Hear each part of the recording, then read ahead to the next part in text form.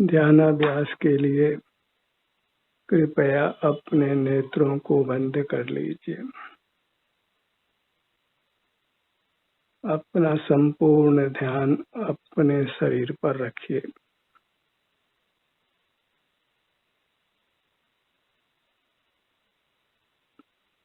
एक अपना शरीर ही अपने सुख का स्रोत है।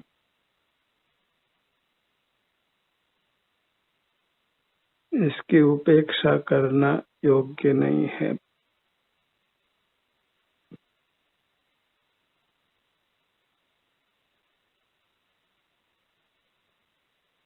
बाहर का परिचय समाप्त कीजिए और अपना परिचय ही कीजिए।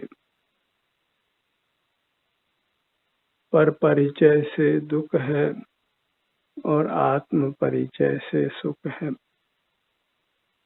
क्योंकि अपना सुख अपने में है, पर में नहीं है।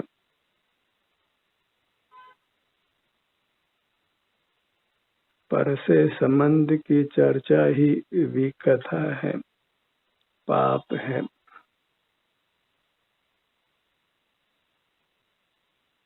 क्योंकि पर का संबंध वह कल्पना मात्र है।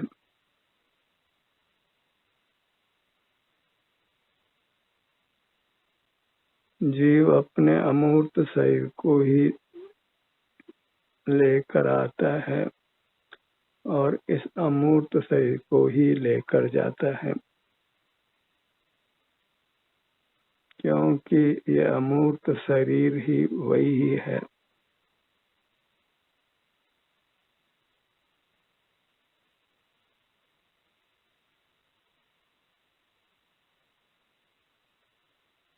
इस अपने अमूर्त शरीर में रहते हैं तो फिर कर्म का हम पर कुछ भी जोर नहीं चलता है। जगत में आवागमन समाप्त हो जाता है। फिर हम अपने में ही बने रहते हैं, कहीं आना जाना नहीं होता।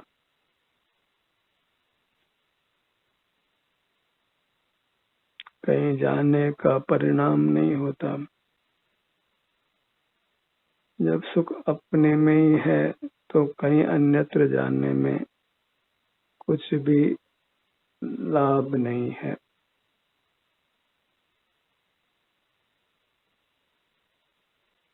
हम जहाँ हैं वही हमारा सुख है।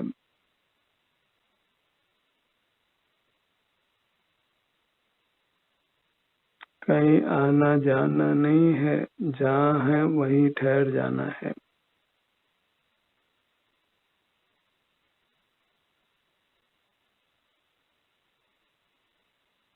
अपने मूर्त पर लक्ष्य बनाकर रखिए।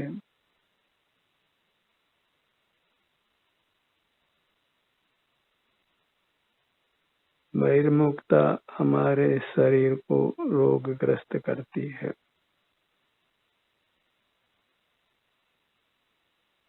रोगग्रस्त ही नहीं करती, हमारा मरण भी करती है। नाना शारीरिक मानसिक दुखों का अनुभव कराती है।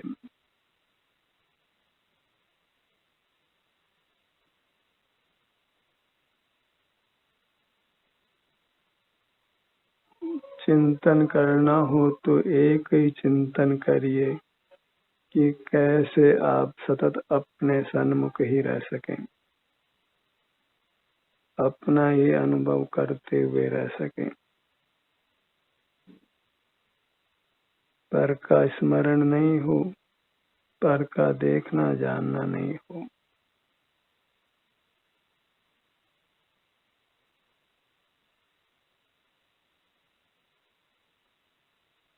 केवल अपना अनुभव हो।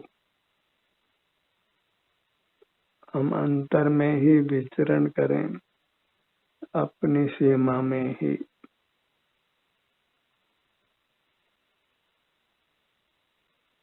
अपने आकार में ही। अपने आकार में आराम या वेदना की स्थिति होती है।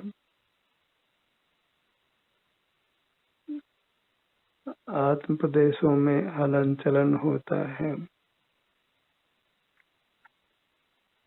वह हमको अंतर्दृष्टि से अनुभव में आता है और वह अनुभव ही हमको मुक्ति तक पहुंचाता है, सकल मूर्त कर्मों के बंधन से मुक्त करता है।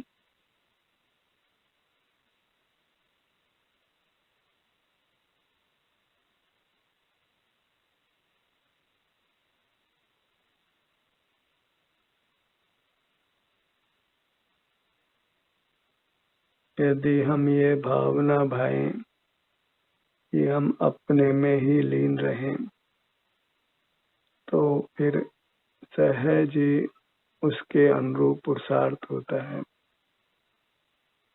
और वह हमें मुक्ति तक पहुंचाता है। मैं रहूं आप में आप लीन यूं करूं होऊं जो निजाधीन, आवूं उतरूं रमलूं निज में निज की निज में दुविधा ही क्या।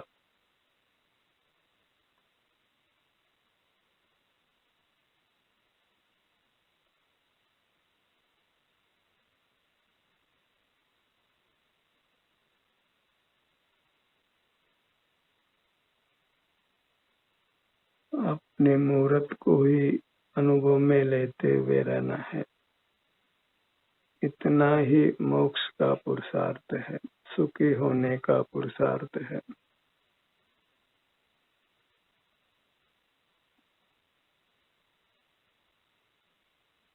और बहिर्मुखता में दुखों का कोई पार नहीं है। सुख के दिन अल्प हैं और दुख के दिन बहुत हैं।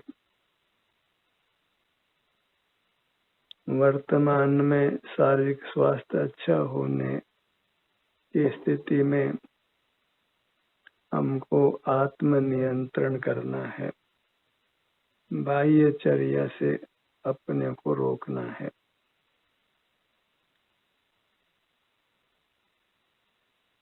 सुख की अवस्था में ही यदि हम अपने सन्मुख रहें तो फिर दुख उत्पन्न ही नहीं होता। आग लगे कुआं नहीं खोदा जा सकता है। जब कर्म उदय में ही आ जाता है तो फिर उसको भोगना ही पड़ता है। कर्म उदय में आवे उसके पहले ही अंतर्मुख होकर उस कर्म से अपने को मुक्त कर लेना है,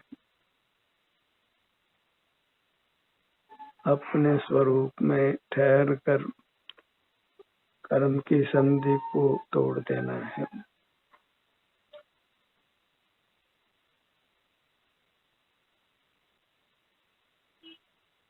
अन्यथा तो फिर पछताए होत क्या जब चिड़िया चुग गई खेत।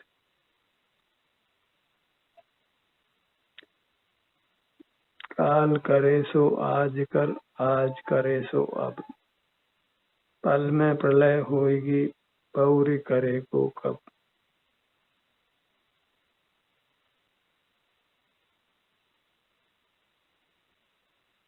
Prevention is better than cure.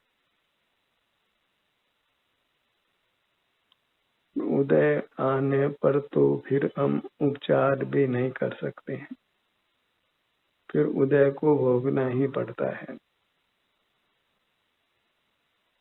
इसलिए वास्तव में क्योर जैसी चीज नहीं है। आप अपने आप को दुखों से केवल बचा ही सकते हैं उदय में आने से पहले ही अपने सन्मुख रहकर।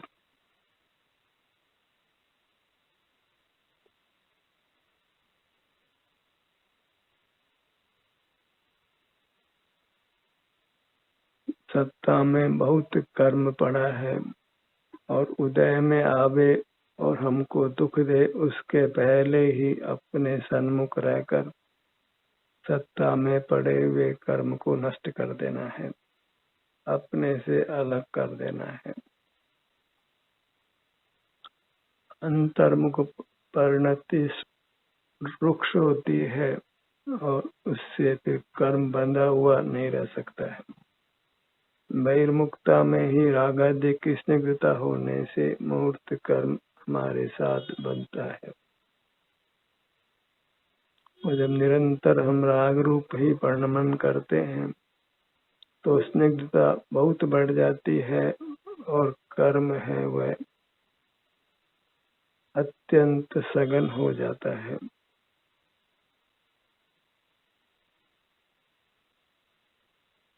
फिर उसको भोगना ही पड़ता है। कर्म को बलवान नहीं होने देना है। फिर अपने ध्यान को अपने पर लाकर कर्म को क्षीण करना है।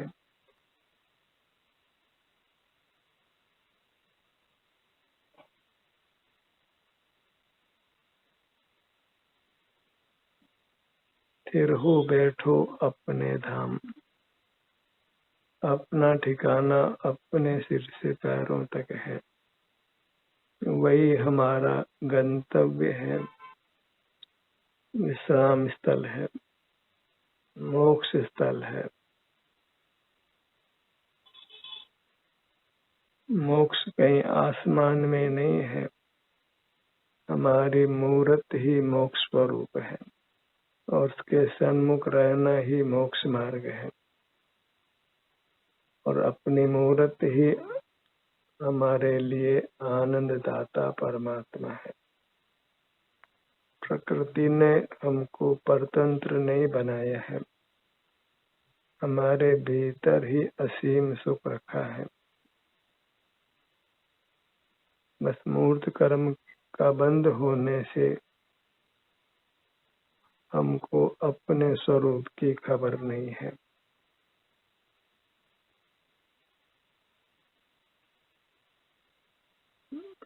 जब शरीर में किसी भी हेतु से हमारा ध्यान आता है तो कर्म की शक्ति कमजोर होती है। उसी हेतु से हमको यह श्रद्धानुदित होता है कि सुख हमारा ही स्वरूप है और हमें अपने से ही उपयुक्त रहना योग्य है।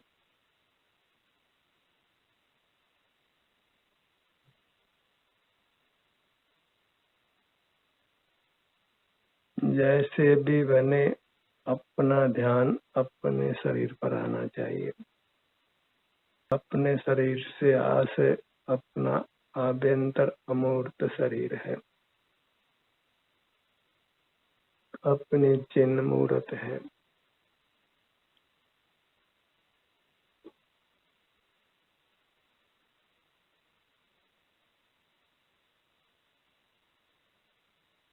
बीती दाई विसारियर वर्तमान की सुध ले। आगे की सुध हम नहीं ले सकते हैं क्योंकि भविष्य अप्रकट रहता है। वर्तमान ही प्रकट होता है तो वर्तमान की ही हम सुध ले सकते हैं।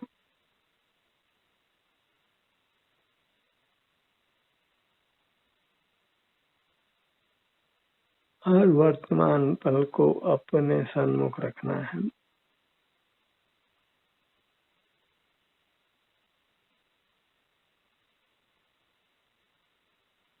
यही कार्य करके हम अपने आप को दुखों से बचा सकते हैं और उत्तम सुख को पा सकते हैं।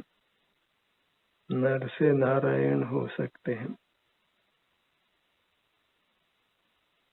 नर ही नारायण होते हैं, नारायण लौटकर वापस नर नहीं होते हैं।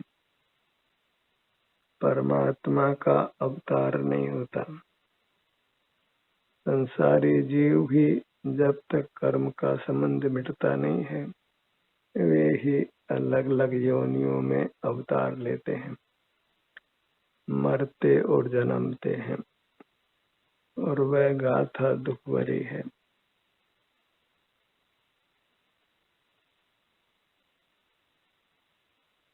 अपनी मुद्रा को लक्ष्य में रखिए।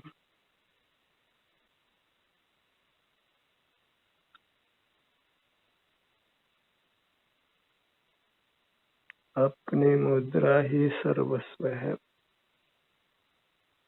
उसी का आश्रय कर रहे हैं तो फिर बाह्य पदार्थों की आवश्यकता नहीं उत्पन्न होती है। परमात्मा के पास किंचित भी परिग्रह नहीं है और वे ही वास्तव में पूर्ण सुखी हैं।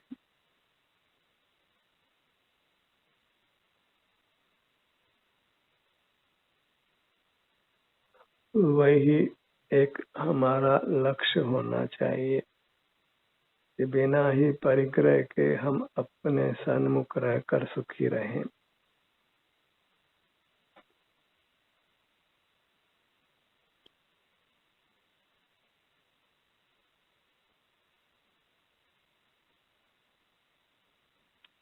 अपनी दुनिया को अपने शरीर तक ही सीमित रखिए, वही वास्तविक उपवास है, प्रायश्चित है, आलोचना है, प्रतिक्रमण है, प्रत्याख्यान है। धर्म के सर्व ही अंग अंतर्मुखता में फलते हैं, एक भी धर्म का अंग बहिर्मुखता में नहीं फलता। बहिर्मुखता सर्व ही अपराध रूप है, किसी के लिए कोई अपवाद नहीं है। गृहस्थ हो या साधु हो, जो भी बहिर्मुख है वह मूर्त कर्मों से बंधता है, रागी द्वेषी मोही होता है।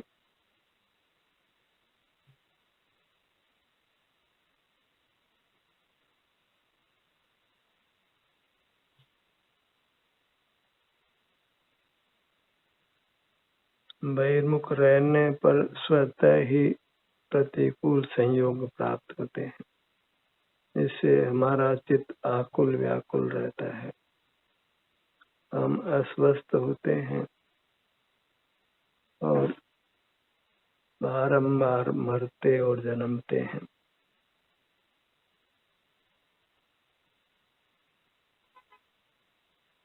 और कभी एक ऐसी स्थिति भी आती है, गिरते गिरते एक श्वास में 8-10 बार जन्म्यो मर्यो सहयो दुख भार। हमारे एक श्वासोश्वास में क्षुद्र जीव 18 बार मर जाते हैं और जन्म ले लेते हैं। मरण की कल्पना ही हमको दुख देती है।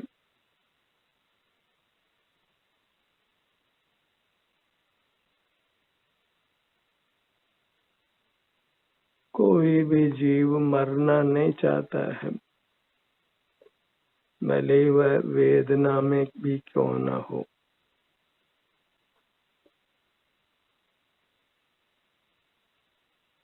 किसी अनजान लोक में नहीं जाना चाहता है, जहाँ जैसा है वह वहीं रहना चाहता है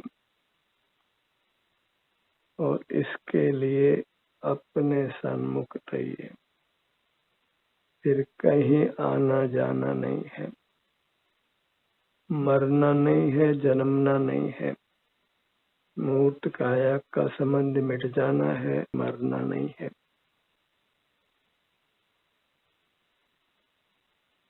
जहाँ पुनर्जन्म होता है वही मूर्त देह से पृथक होने को मरण कहते हैं। जहाँ सकल कर्मों का बंधन मिट जाता है वहाँ फिर वह मरण नहीं कहलाता, उसको निर्वाण कहते हैं।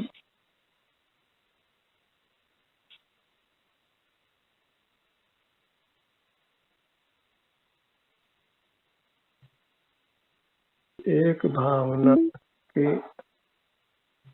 हम अपने सन्मुख रहें, अपने में ही लीन रहें और इसी भावना के बल पर फिर अंतर्मुखता उत्पन्न होती है और परमात्म दशा की प्राप्ति होती है। आत्म भवन भावता जीव लहे परमात्म पद रे। बस अपने मूर्त की ही भावना हो, अपने मूर्त के ही सन्मुखता हो, अपना ही एहसास होता रहे, अपने में ही विचरण होता रहे। जहाँ चाह होती है वहाँ राग की प्राप्ति समय होती है। जीवों को मुक्ति की चाह ही उत्पन्न होना दुर्लभ है। वे जहाँ हैं जैसे हैं वहीं संतुष्ट हो जाते हैं।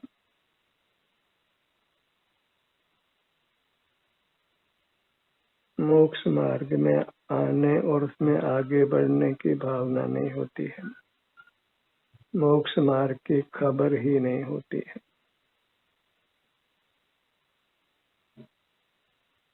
अपने मूर्त को हम अपना भोग्य नहीं बनाते, बाह्य वस्तुओं से ही सुख पाना चाहते हैं और परस्पर एक दूसरे को उपदेश भी बाह्य पदार्थों का ही देते हैं। बाह्य पदार्थों के सेवन से ही सुख होना मानते हैं, चाहे वह पढ़ा लिखा हो कि अनपढ़ हो।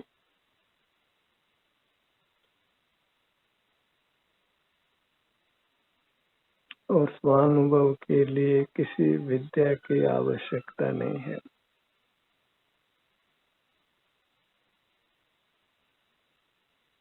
अंतर्दृष्टि से आपके अनुभव में आता है। बस बहिर्दृष्टि को बुरा जान लेना है तो अंतर्दृष्टि स्वमेव होती है। एक इंद्रिय ज्ञान को बुरा जान लिया जाए तो संसार का अंत आ जाता है। मन मस्तिष्क भी इंद्रियां मानी गई हैं। 5 इंद्रियां मन और मस्तिष्क, इनको यदि हम लगाम देते हैं, इनका व्यवसाय नहीं करते तो स्वतः ही हम अपनी मूर्त के सन्मुख रहकर वीतराग रहते हैं, सुखी रहते हैं और परमात्म पद को पाते हैं।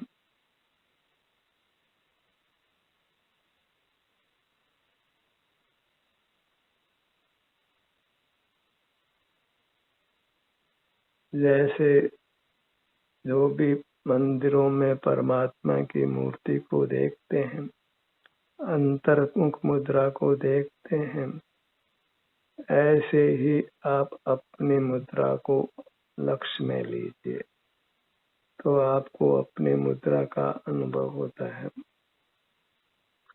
वह अनुभव ही सुखी होने का मार्ग है।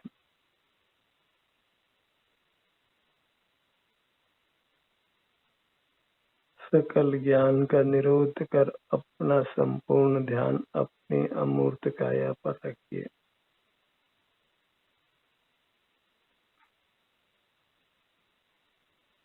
ज्ञान से होने वाली बाह्य उपलब्धियां सारभूत नहीं है, पर परिचय एक भी सारभूत नहीं है। केवल अपना परिचय हो और वह परिचय जो भी सुख दुख की अवस्था है उसके अनुभव रूप है।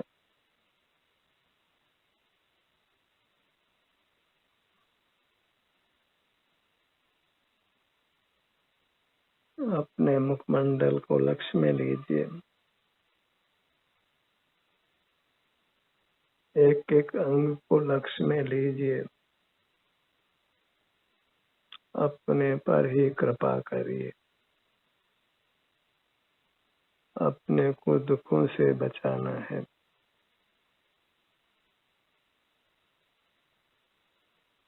उसमें अपनी मूर्त की ही शरण है।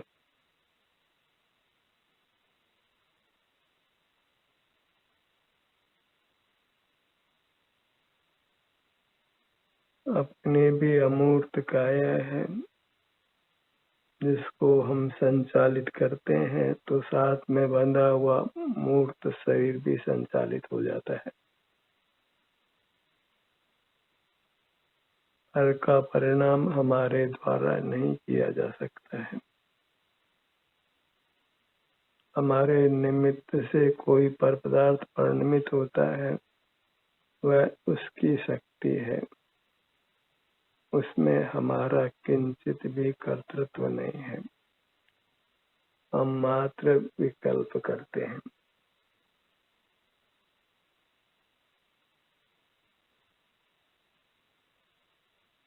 इंद्रिय व्यापार करना, मन से विचार करना, मस्तिष्क से याद करना और अपने काया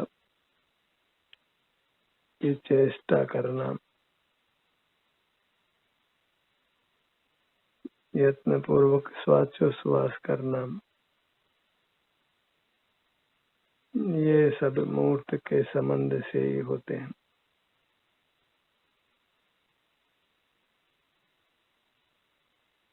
सदा अंतर्मुख रहकर निष्कंप रहने की भावना कीजिए।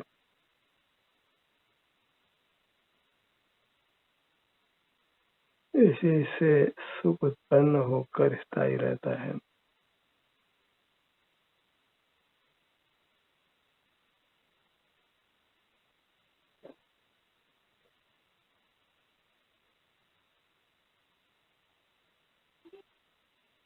ध्यानाभ्यास के अंतिम समय में जीव परमात्मा दशा को पा लेता है। अंतर्मुख रहते रहते फिर बहिर्मुखता सर्वथा मिट जाती है और जीव परमात्मा हो जाता है। अपने ध्यान को अपने धड़ भाग पर लाइए। दोनों भुजाएं, दोनों पैर और रात्रि आत्म दर्शन ही कीजिए। अपने मूर्त के ही सन्मुख रहिए। हर जीव अपने अमूर्त काया के सन्मुख हो सकता है, दूसरा जीव तो ज्ञात ही नहीं होता। मूर्त के सहाय से ही और सामने भी मूर्त पदार्थ को हम देख पाते हैं। मूर्त से बंधे हुए जीव के साथ व्यवहार कर पाते हैं। वह सब कुछ हमारे हित में नहीं है। केवल अपने मुख रहना, स्वमुख रहना, सुख से रहना, शांति से रहना, स्वस्थ रहना और इस प्रकार परमात्मा पद को पा लेना है। ध्यान का ये सत्र यही समाप्त होता है। आपकी सहभागिता के लिए धन्यवाद।